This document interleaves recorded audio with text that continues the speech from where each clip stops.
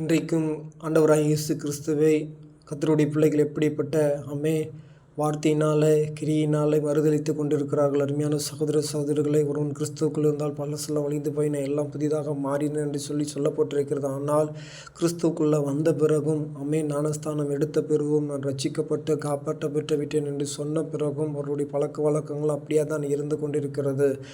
கிறிஸ்துவுக்குள்ளே வந்த பிறகு பழசெல்லாம் ஒழிந்து போய் நான் எல்லாம் புதிதாக மாறினேன் என்று சொல்லப்பட்டிருக்கிறது.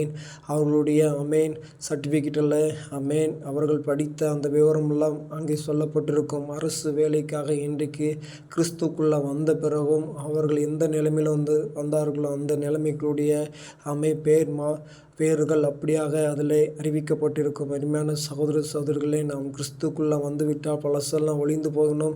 ஆண்டவராக இயேசு கிறிஸ்து சொல்கிறான், மனிதர்களுக்கு முன்பாக என்னை மறுதலிக்கிறன் எவனோ அவனை நான் பரலோகத்தில் இருக்கிற தேவனுக்கு முன்பாகவும் அவருடைய தூதர்களுக்கு முன்பாகவும் மறுதலிப்பேன் என்று சொல்கிறார். நான் கிறிஸ்தவன் என்று சொல்லி அந்த பெயர் மாற்றத்தை ஒருபோதும் நாம் இழந்து போயிடக்கூடாது. கர்த்தருடைய நாமத்தை உயர்த்தணும், கர்த்தருடைய நாமத்தை போற்றணும், அவருக்கே நாம் தொண்டு செய்யணும். ஆமென்.